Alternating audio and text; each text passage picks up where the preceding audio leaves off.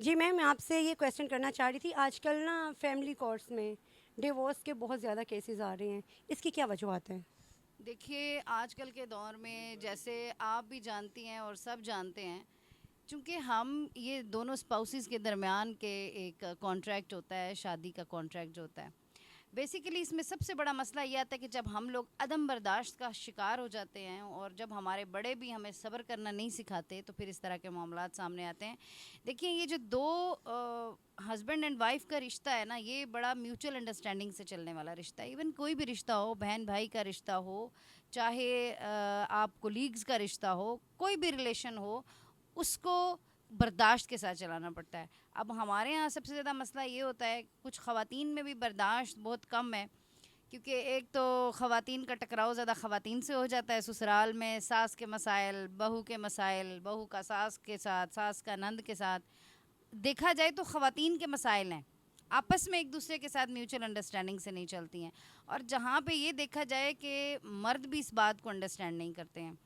تو ہمیں اس چیز کو سمجھنے کی ضرورت ہے کہ ہمارے معاشرے میں جو یہ شرح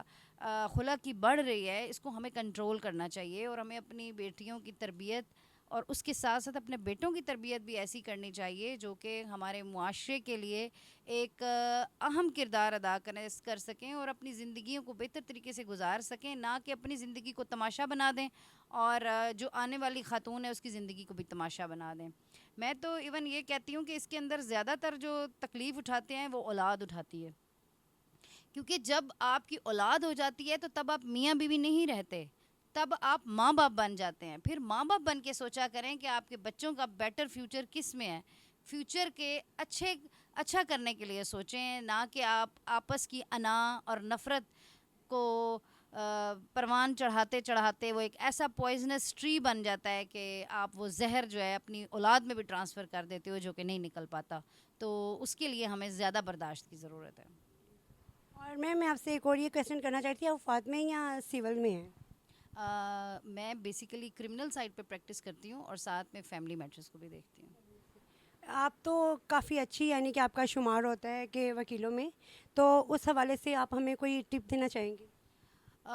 ٹپ جو قانونی طور پہ وہ تو یہی ہے کہ جو ہماری خواتین ہیں وہ برداشت کا مظاہرہ کریں، اور جو میلز ہیں وہ بھی جو اپنا گھر بار چھوڑ کر خاتون آئی ہے اس کو برداشت کریں، اس کا ساتھ دیں. کیونکہ کوئی بھی شخص، ایون کہ آپ کوئی پیٹ اینیمل بھی گھر میں لاتے ہیں تو اس کو بھی ایکسٹرا کیئر کی ضرورت ہوتی ہے، کیونکہ وہ اس ماحول کے ساتھ ایڈجسٹ نہیں ہوتا جب تک. اسی طرح جب انسان ایک